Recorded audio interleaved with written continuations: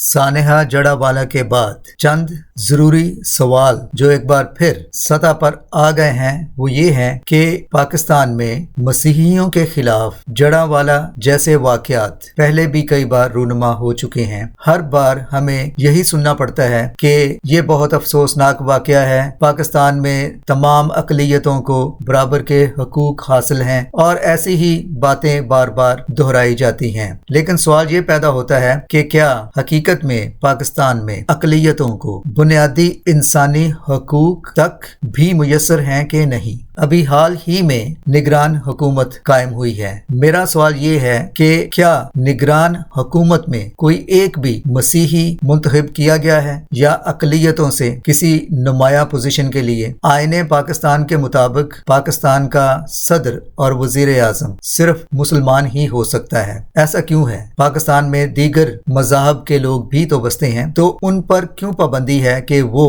मुल्क के वजीर आजम नहीं बन सकते, सदर नहीं बन सकते? ऐसा क्यों है? जबकि दुनिया भर में, अब स्कॉटलैंड को ही ले लें, स्कॉटलैंड में मुस्लिम आबादी 2% से भी कम है, लेकिन वहां का पहला प्राइम मिनिस्टर हमजा यूसुफ एक पाकिस्तानी मुस्लिम है। और जब वो अपनी कैंपेन पे निकले थे तो उन्होंने स्कॉटलैंड का रवायती लिबास किल्ट पहना हुआ था, लेकिन जब वो प्राइम मिनिस्टर बन गए तो उन्होंने शेरवानी पहनी हुई थी और एक मौके पर उन्होंने उर्दू में हलफ लिया। 2% से भी कम मुस्लिम आबादी और स्कॉटलैंड के पहले प्राइम मिनिस्टर। वहां तो किसी ने इस बात पे एतराज नहीं किया कि सिर्फ 2% से भी कम मुस्लिम आबादी को रिप्रेजेंट करने वाले शख्स को हम स्कॉटलैंड का प्राइम मिनिस्टर कैसे बना सकते हैं। इंग्लैंड को ही ले लीजिए, वहां लंदन के मेयर से लेकर बहुत सारे शहरों के मेयर मुस्लिम हैं। उनको इलेक्ट करने वाले, उनको असेंबलियों में, पार्लियामेंट में भेजने वाले कितने फीसद मुस्लिम होंगे? यकीनन उनको गैर मुस्लिमों के वोट भी मिले होंगे, बल्कि लाजम है कि मिले होंगे, तो तभी वो जाकर पार्लियामेंट में पहुंचे। अमेरिका में मिनेसोटा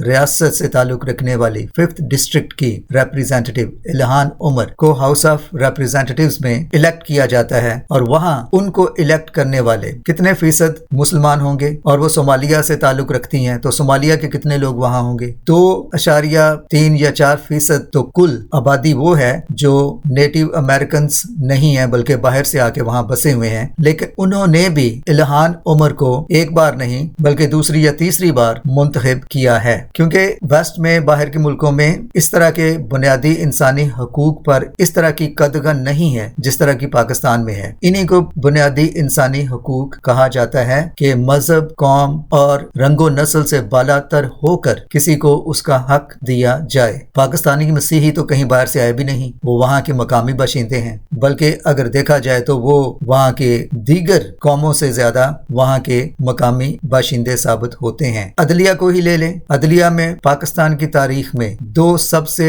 ऑनेस्ट मोतबर जज जिनकी कंडक्ट, जिनके फैसलों और जिन पर कभी कोई हरफ नहीं आया था, वो एक तो हिंदू अकलियत से ताल्लुक रखने वाले जस्टिस भगवान दास थे और दूसरे जस्टिस कार्नेलियस। आज पाकिस्तान की अदलिया ने और जजेस ने जो मुल्क में तमाशा लगा रखा है वो सबके सामने है। खेल का मैदान हो तो कितने पाकिस्तानी मसीही हैं या हिंदू हैं जो पाकिस्तान की किसी बड़ी कौमी टीम का हिस्सा है। और अगर कोई बच्ची या बच्चा पाकिस्तान के लिए कोई तमगा जीतता है और उसका ताल्लुक अकलियत से होता है तो उसका कौमी लेवल पर कभी जिक्र नहीं किया जाता। अक्सर फेसबुक पर देखा जाता है कि कोई मसीही लड़की या लड़का किसी खेल में कोई नुमाया कारनामा करके कोई तमगा जीती है या जीता है। जहाँ तक जॉब्स का ताल्लुक है तो खैबर पख्तूनख्वा की हुकूमत ने गालिबन इमरान खान के दौर में एक इश्तिहार शाया किया था कि स्वीपर्स और क्लीनर्स के जॉब के लिए दरखास्तें मतलूब हैं और जरूरी है कि ये दरखास्त गुजार मसीही ही हों, यानी कि नॉन मुस्लिम्स हों। गोया के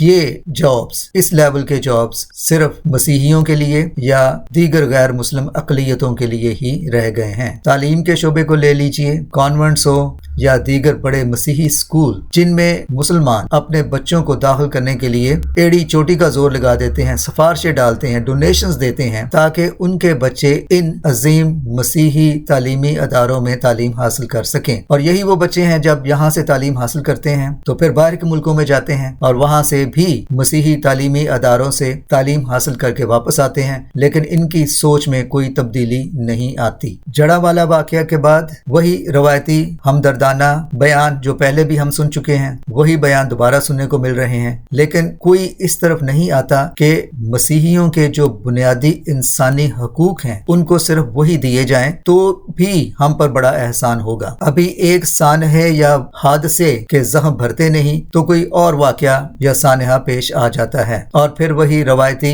بیانات، مذمت، برابر کے شہری، 0 جمع 0 ضرب 0 تقسیم 0 حاصل 0۔ کیا پاکستانیوں نے کبھی سوچا ہے کہ پاکستان اس قدر بدحالی کا شکار کیوں ہے؟ کیونکہ نہ یہاں انصاف ہے اور نہ ہی یہاں مظلوم، خاص طور پہ جو اقلیتیں ہیں، مظلوم اقلیتیں ہیں، ان کے ساتھ جو سلوک کیا جاتا ہے۔ ایسے ممالک میں، ایسی جگہوں پر کہاں سے سکون ہوگا جہاں مظلوم اقلیت کو ظلم و ستم کے پہاڑ ڈھانے کے لیے تختہ مشق بنائے رکھا ہو؟ وہاں غربت بھی ہوگی، جہالت بھی ہوگی، بدحالی بھی ہوگی، اور پاکستان جن مشکلات میں گھرا ہوا ہے، کیا کبھی پاکستانیوں نے سوچا ہے کہ کیا انہوں نے زمین پر انصاف کیا ہے؟ اپنے سے کمزور طبقے کے ساتھ انسانی سلوک کیا ہے؟ پاکستان کی بدحالی کے پیچھے پاکستان کے لوگوں کی روشیں بھی ہیں۔ اگر آپ خود کو بڑا مظلوم کہتے ہو تو آپ خود ظالم بھی ہو۔ جہاں آپ کا ظلم کرنے کا بس چلتا ہے تو دبا کر اپنے سے کمزور پر ظلم کرتے ہو، تو نتیجہ کیا ہوگا؟ نتیجہ یہی ہوگا کہ یہ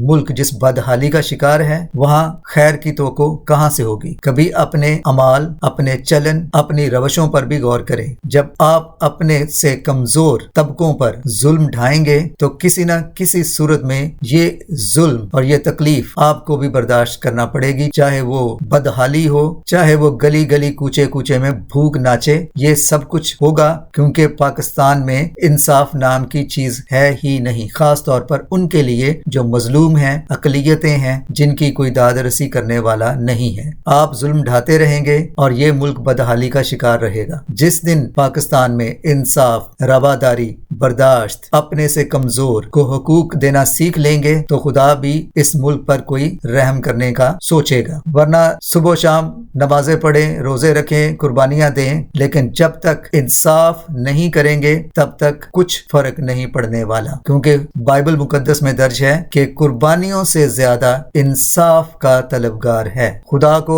دنیا پر، زمین پر مظلوم طبقے کی فریادوں کی طرف توجہ دینا، ان کو ان کے بنیادی انسانی حقوق دینا، ان کو انسان سمجھنا، یہ خدا کے نزدیک سب سے بڑی عبادت ہے۔ پاکستان میں جب تک غریب اور مظلوم طبقے کو انصاف نہیں ملے گا تب تک اس ملک کے حالات نہیں بدلیں گے۔ جتنے مرضی انتخابات کروا لیں، جتنے مرضی حکومتیں آئیں، جتنے مرضی آپ حج کر لیں، روزے رکھ لیں، نمازیں پڑھ لیں، کچھ فرق نہیں پڑنے والا، کیونکہ انسانوں کو انسان سمجھنے کی روش جب تک قائم نہیں ہوگی تب تک اس دھرتی پر بھوک، افلاس، فساد، لڑائی، جھگڑے، جہالت، غلاظت، بے ایمانی، بد اخلاقی، بد زبانی، بد تہذیبی اور بدحالی گلیوں کوچوں میں ننگا رقص کرتی رہے گی۔